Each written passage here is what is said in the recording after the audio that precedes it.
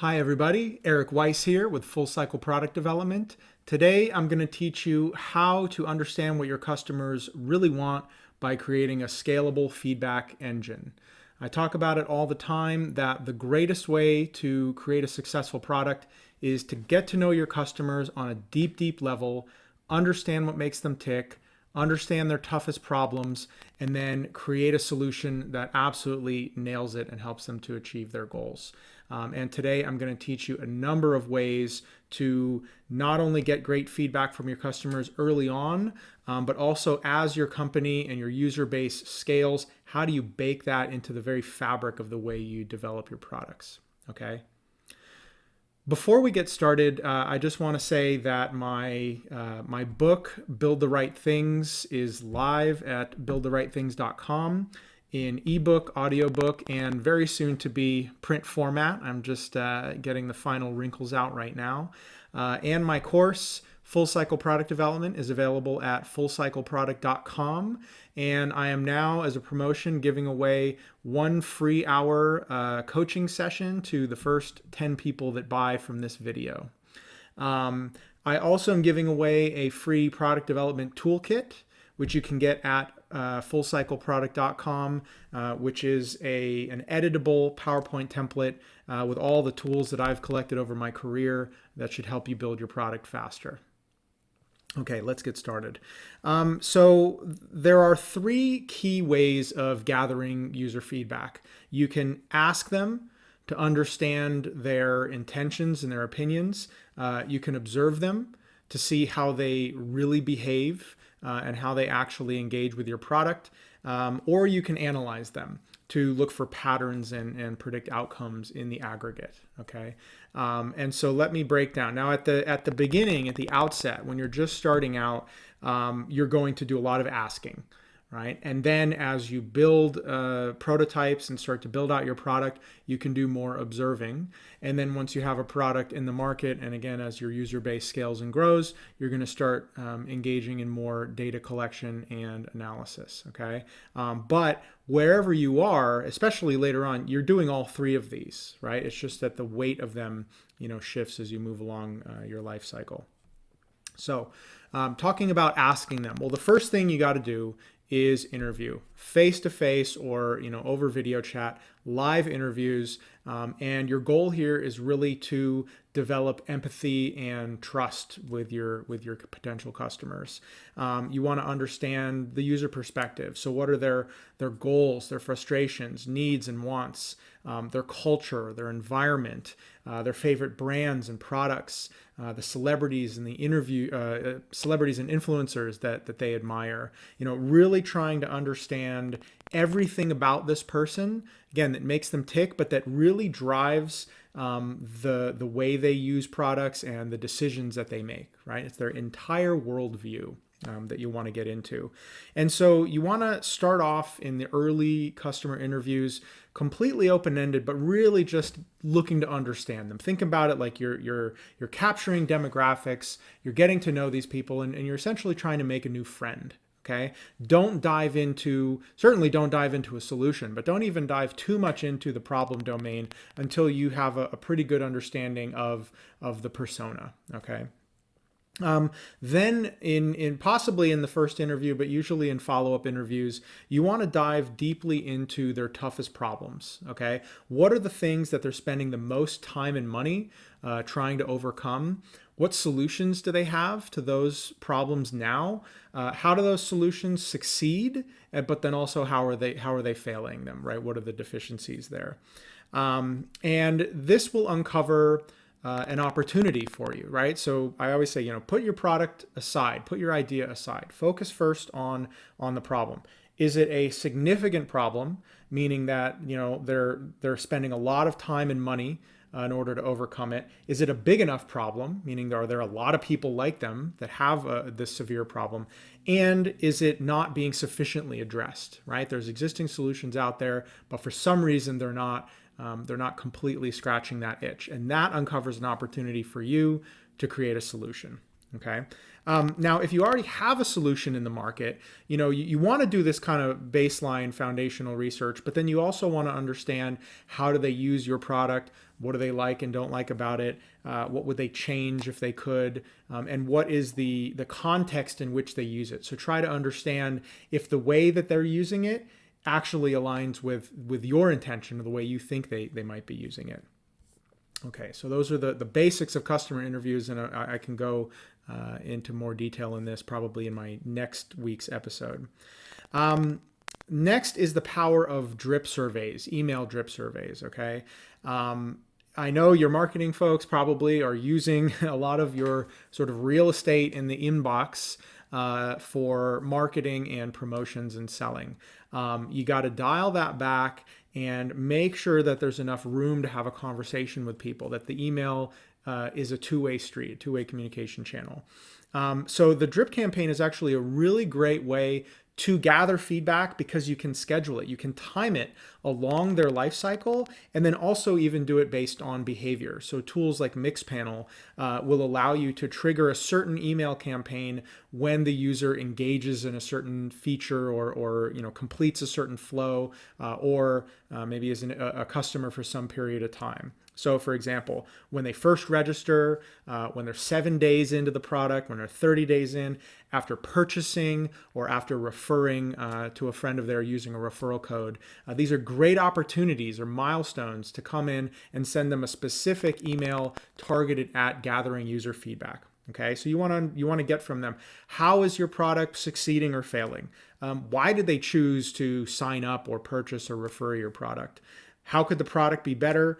And what other problems are they having that you might not be addressing? Okay, you want to make them quick, short, because you want to get that, make it really easy for them to respond, but make sure that you have these baked in throughout your life cycle. Some other specific surveys that you can do, which again are based on email, are dormant or exit surveys, right? So dormant is when you have an active user who has gone inactive. So I typically trigger it, say 2 weeks after, they haven't used your product in a meaningful way, or an exit survey where they've actually canceled a subscription. At this point, you've lost them, okay? And so you got to be very careful and very efficient with how you gather feedback. And so what I like to do is to create an email with some one-click responses. So you actually make the email with some buttons on it with some pre-canned responses that all they have to do is just click a button and it'll automatically send a response to you. So you might need to create a little web form or a little web page on your server that captures this data and then just stuffs it in a data table somewhere and just says thank you. And you can actually even offer them a promotion at this point. Thank you so much. Here's a bonus, or here's a gift card. Here's a free month if you want to come back, or something like that, as a way to kind of hook them back in again. But for the one-click responses, you kind of think of what the common reasons are. They haven't had time, or they switched to another product. Your product was too expensive, or they don't have that problem anymore, or your product actually just didn't live up to its expectations, right? So these are kind of some key reasons why a previously engaged user might drop. And it's important for you to understand, because rather than going out and trying to, create new features to try to decrease churn or increase retention, you can actually, in the moment that people are leaving you, or in the moment that people are disengaging with your product, you can really try to understand, what's driving that decision. Okay. And that's really what this is all about, right? Capturing customer feedback is really all about trying to explain why, right? Rather than having you guess or worry or stress over, why aren't people engaging or adopting or retaining or what have you. You're actually getting the feedback, from the horse's mouth, but doing it at the precise moment that they're most likely to give you the right answer, essentially. All right. And the last way to ask them is to get in-app feedback. So you can develop something yourself, which could be just at the end of a workflow or a feature, a quick little thumbs up, thumbs down, or a 1 to 5 rating. How was your experience with this flow or this feature, right? There are also a lot of tools out there where you can basically just embed, a third-party product into your product that will either do these surveys, pop up these surveys, or just a really quick and easy way for people to give feedback. So leave a comment or contact customer support. But having it actually in the product at the moment that they're engaging with the thing, so at the end of the workflow, is a perfect time to say, hey, you're here. You've made it through. We've, hopefully helped you accomplish whatever goal it was that took you down this path. Now we want to get your feedback right then and there, right? So it's very timely and it's fresh in their mind. Okay, so asking them. Again, this is something that you want to do throughout the life cycle at any scale, all right? The challenge that I like to give my coaching and consulting clients is to get 5 meaningful customer feedback, artifacts a week, whether it's an interview, surveys, or what have you, but at least 5 a week. And then as you scale up, that number may even continue to grow. But if it's not you, the founder, at least, your product person or someone in your organization should be charged with going out, talking to customers and gathering this feedback and then collecting all that data so that it can be analyzed and used for decision making. Okay, so next big thing is observing them. All right, so there's a big difference between what people say and what they do. Okay, so you can ask them all day long and they're going to tell you something, but there's so many human things at play here, right? There's so many things, they want to make you feel good. They feel special that they've, had this opportunity to talk to you. And that might not be how they actually behave. So you got to be able to observe them.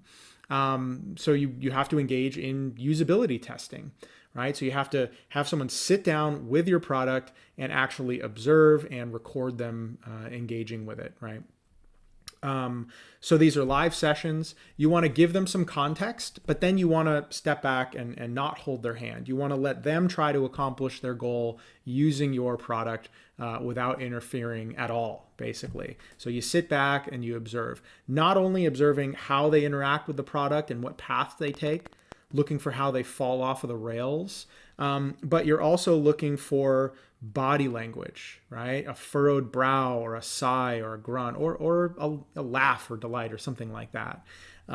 You're also looking for ways that they just essentially do anything unexpected, right? So your product should be very intentional, and you should be driving them along some workflow towards a specific goal. So if they're using your product in an unintended way, it means one of two things. One, it was just poorly designed and they just fell off the rails somehow, or they just really didn't understand how the thing was supposed to work. Or they've come up with some unique and novel way to get their work done, which might actually be an opportunity for a new feature for you or some additional value. Okay. User testing videos. So this is sort of usability testing in the cloud. So I've always used usertesting.com. And after every single release, I always put it out there and try to record a handful of videos from brand new people who have never seen my product before. So this is the important thing, because what happens is when you do usability testing, especially with like a beta group, these are people that know you, they like you, they want to see you succeed. So they're probably going to be biased towards giving you positive feedback. Also, they've gone up the learning curve already, so things aren't going to trip them up the way that a new user would. So it's hard to get new, fresh blood basically all the time to get that feedback. And so something like usertesting.com will really give you a great channel to just unending flow of new customers. Now, I have to color that a little bit. Something like usertesting.com is biased a little bit towards sort of direct-to-consumer style products or more mass market products. If you're developing a B2B product or something that's targeted towards a very specific niche, then it might not work for you. But in that case, then you're really looking at your sales department, right, to find sales leads that are willing to engage with you. So in these user testing videos, you're creating a custom script, you're kind of leading them towards a goal, you're asking them some specific questions at the end, not just about the product, but also about them as well, to make sure that they're kind of a good fit. And then you watch. I'm always delighted, by what I see in these videos. They're a little expensive. It's like maybe $150 or so per video, but the insight that I get from these things, it never ceases to amaze me. So I recommend you try it out. And then lastly, around observation is heat maps or in-app recordings. So there are platforms like Hotjar, Lucky Orange, Full Story, Appsy. There's a bunch of these things that you can embed into your platform, which actually will take a live recording of them as they go through your product, through your experience. Without knowing, right? They don't know that you're observing them. So this isn't some sort of pre-scripted thing. These are your real users out there in the world. And it can not only record, videos of them, but then it can tie it to some profile or attribute data. So you can see if you're creating a cohort of users, people that purchase or people that churn or people that, just signed up in the last week and they're engaging with some new version of the platform. You can look at how they behave compared to maybe other people. So you can spend some time watching how do people who buy, how do they use this product differently from people who, sign up and then abandon? Is there something different here we can see in maybe did they get tripped up somehow, or, is there some way in their behavior? And, I can't tell you how, but, you'll see it when you actually get in there. And then the heat maps are really interesting. So that just aggregates all of the touches and the swipes and the clicks and so on across all users. That gives you a heat map of where people are engaging. And this is really interesting for looking for UI issues such as decoy buttons. So they see something that looks like a button and they're clicking on it, but it doesn't do anything because it's not really a button. That's some really interesting feedback and something that has uncovered a lot of issues for myself. So now moving on to analyzing. Okay, so the first two things you can do at any scale, could and should do at any scale, and the analysis will start to come in as you've got a product out there and you're gaining traction. And what you're really looking to do is to create some models, essentially conversion funnels. Not only along the buyer path, right? So people who are gain awareness. They try, they buy, they retain, they refer, those kinds of things, but also with individual features, right? So you might have some conversion funnels where people are dropping off, even as they're engaging with certain parts of your product as well. So, we need to be able to track people as they engage, and where they're falling off. So you have these kind of major events that you're tracking. And then you want to be able to tie those to, the sort of the key performance metrics. Okay, so let me kind of back up and just walk through it in detail as opposed to going across broadly. So with the conversion funnel, you want to map out every step in the process that the user has to take in order to get to the desired state, which is a loyal, happy, paying, referring customer. All right. And so they're going to sign up. They're going to go through an onboarding. They're going to go through some, introductory kind of functionality. They're going to come back and they're going to engage in more advanced functionality, or things that unlock as they become more advanced users. They're going to, a trial is going to expire. They're going to purchase. They're going to renew renew a subscription, or they're going to purchase more. They're going to engage in some kind of promotion. They're going to refer a friend, right, and on and on. Okay, so you need to be able to track data points for all of your users and then map it or graph it and try to see what's the conversion rate, right, as people are moving from one stage to the other.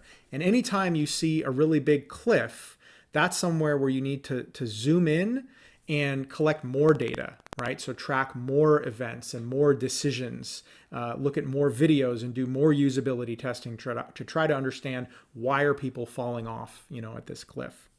All right. And so there's tools like, obviously, Google Analytics is a big tool for this, Flurry, Mixpanel, Hotjar, or you can even grow your own using something like Amazon SQS, which is just this general sort of message passing system, but where you can just fire events that, of your own in there. It's a lot more work, but it provides you with a lot more flexibility than some of these out of the box tools. Okay, so we talk about key performance metrics. I'm going to rattle some of them off here. So you have to have an engagement or an activity metric. So what is the thing that your users do that defines them as engaging in some way? So is it simply going to your website, or is it sharing a photograph? Right? Or is it making a purchase, on your store, or adding something to the cart, right? There's some sort of, core fundamental activity that, you want to track and show growth over time that, hey, we've got an active, engaging user base. And then from that core activity metric, you want to see what's the retention 7 days, 30 days, 90 days down the line, okay? You want to track daily active users over monthly active users. This is a super common metric that in startup land, and that any potential investor is going to ask you, what's your DAU/MAU ratio, right? And that's essentially that they want to see you have a lot of users coming and engaging with your platform every month, and of those monthly active users, a high proportion of them are engaging every single day, right? So it's not, they're not users that are just coming once a month and off they go, but that they're actually engaging with your product on a daily or weekly basis. Okay. You want to see how long you're capturing those people, how many people are converting over to some sort of paid model. You obviously want to look at your revenue and margins, your lifetime value, your acquisition cost, and so on. So these are kind of the key performance metrics that you want to be able to track and calculate automatically, right? So whether you're creating some SQL queries or you have some kind of a script that runs that calculates these things, this stuff all needs to be available, at a push of a button or just sent to your inbox. So I would say, like, when you get into the realm of analytics, these are the first things that you want to simply automate, because this is your dashboard. This is your company dashboard. This is the health of your company, and something that you shouldn't have to spend much, if any, time on an ongoing basis. Not only you, but anyone on your team, in order to collect. This should be something that's just click of a button. You've got your dashboard set up. After you've gotten that built out, then you can start getting into more advanced analytics, where you start to look at cohorts and behavior across groups. So, predicting behavior. So you could say, hey, customers who come in via this channel, they convert better than people. People who come in via Facebook convert better than people who come in over Instagram or from some email promotion. Or then you can get into actually doing A/B testing in your product itself. So you might create 2 different versions of an onboarding flow, and you can tag those users, and then you can create these cohorts to say people who used onboarding version A were 20% more likely to be retained than people who used onboarding version B. All right, so then we're going to use A and we're going to cut out B. So the way you actually do this is you create conditional logic in your product that has some sort of randomization factor, and then you collect that data, and then you can actually turn off and remove the code from what isn't working. So this allows you to sort of intentionally measure outcomes. If there's any debate internally about how to do things, or if you're unsure how to do things, you can try a couple of different options and then measure the difference, and really get towards a data-driven product development process and a data-driven strategy. All right. And there's tools like Aptimize or Optimizely that allow you to do this kind of at a high level. But then obviously you can bake in conditional logic yourself, and your developers can help you with that. So that's it. So that is, in a nutshell, how to gather customer feedback, how to understand what makes your users tick, understand how your product is working or not working, and then how do you scale that up, with tools and with analytics. So I hope that was really valuable for you.